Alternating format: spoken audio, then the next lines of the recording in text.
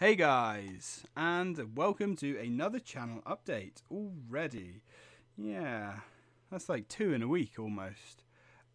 First thing I want to say is, seriously, thank you guys for all the positive comments you left on the last video. I was not expecting that at all. That was really uplifting to read. It was not an easy video to make, and seeing you guys all kind of lift me up a bit, that was really fantastic. And that made me feel really good, and that kind of set me up for the week quite nicely. So I cannot stress that enough, guys. That was fucking awesome to read all of those comments. I really didn't see any of that coming. I was more concerned with just telling you guys what was going on. So yeah, you guys are fantastic, but you know that anyway. I love you guys. That's half the fun of YouTube. I've also had help from a new friend that I've met. Very interesting. She is absolutely amazing, and she knows who she is. And she's helped me out quite a lot. And I have consumed large quantities of alcohol this week as well. So that's helped. Anyway, what I'm trying to say, I am in a much better place right now. I'm fucking happier than I've ever been for 4 years maybe. So everything's great.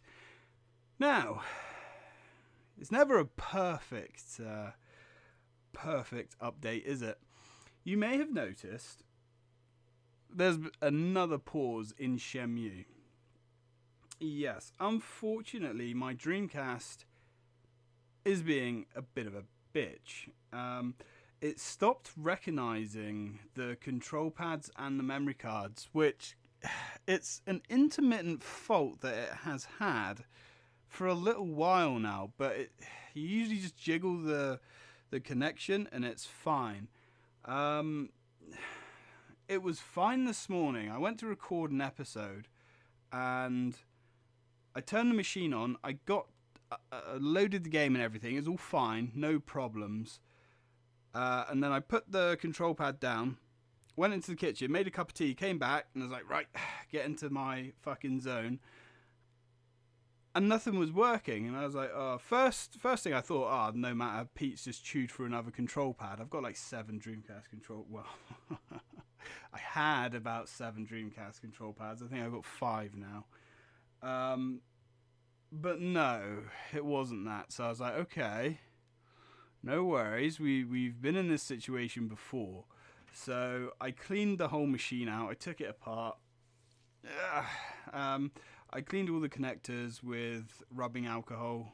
No luck, no dice. It is completely uncooperative, sadly. So I guess I'm gonna have to just put Shenmue 2 on hold for the time being, because I'm gonna have to buy another Dreamcast, which is problematic for a couple of reasons, to be fair. Now, because of Shenmue 3, Dreamcast consoles and pretty much Dreamcast related stuff, it's actually skyrocketed in price, which is, I guess it's not a problem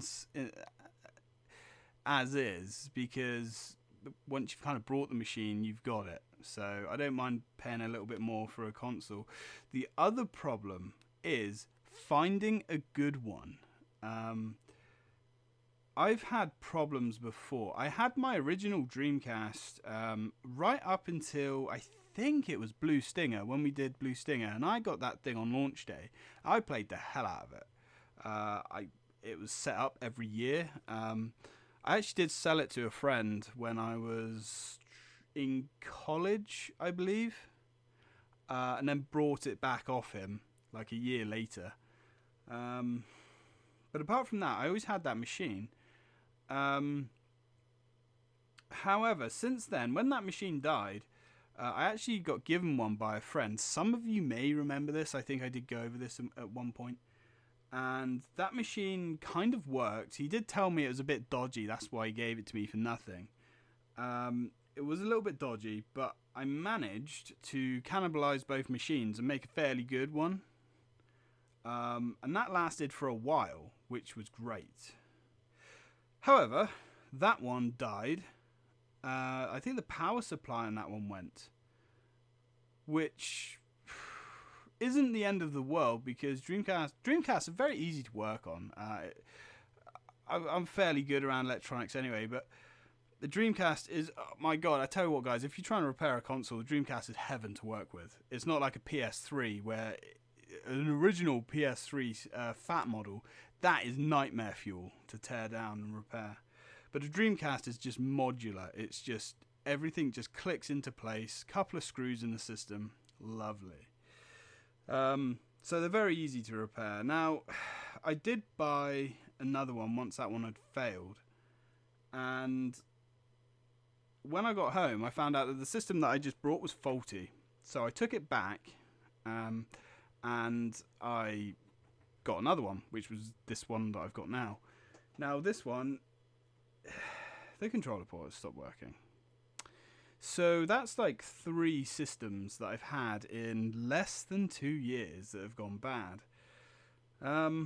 So I don't know whether they've just been mistreated or what, but however, when you leave electronics alone for a very long time, it's not good for them. There's a lot of components in the power supply that they need to discharge, recharge, all that stuff, capacitors.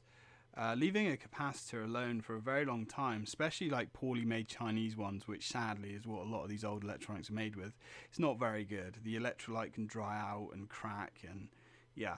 So leaving these machines up in an attic somewhere where they're not being used isn't good for them. So I assume that's what's happening to a lot of these, because the most common fault with the Dreamcast is actually the system randomly resetting, which is a power supply problem. As soon as the machine draws too much power from the supply, because the game is obviously kicking up a notch and the processor and the rest of the system needs more power, it trips itself out because the power supply can't handle it. So the power supplies for the systems are also becoming rare because they're all being used. You can replace capacitors and things like that on power supplies, but it's generally not worth it. So, yes, long story short, Shenmue 2, unfortunately on hold till next month. So, what are we going to replace it with? Well, I had 2 ideas. I was thinking about doing either 2 videos of Resident Evil 0 a day, which can be done, because doing 2 videos of one game is a lot easier than doing 2 different games with swapping like so much stuff over. It's just easier that way. Or we could start Alien Isolation and run that with Resident Evil. Alien Isolation will be completely blind. I know nothing about that game apart from you get chased by an alien and you're on some spaceship or something. So I'm looking forward to that. So I'll leave that up to you guys. Now we are kind of coming close to the end of Resident Evil 0, our first playthrough. However, I've heard that there is a Wesker mode, which we're going to go straight onto afterwards. And we're going to finish the game up, of course, with Leech Hunter. Now, I did do a Leech Hunter guide, and this will be better than the original in every way. I plan on editing maps and things like that, doing a real high-end job of it. So, that's what I'm thinking. But apart from that, I'm in a much happier place. Things are going really, really well. I've started not going to the gym, but I've brought some exercise equipment and I've started going out a lot more. Some of you may remember, I used to go to the gym quite a lot. Some of you might remember, those of you that have been around for a long time. But things just kind of went to shit, and I stopped that. And I really regret it, because I used to really enjoy that. I used to look forward to that. So I've started all of that, and I'm just feeling a lot better for it. So yeah, I'm good. actually. Really good. So I want you guys to let me know 2 lots of Resident Evil Day, or Resident Evil and Alien Isolation. Now, I might also consider at some point when I'm back to work, which will be very soon, I might start only doing 1 game at a time, because it is that much easier, but I might do 2 videos of that game at a time. Up to you guys, let me know. Thanks for listening to me ramble on again. You guys are awesome. Catch you in the next video.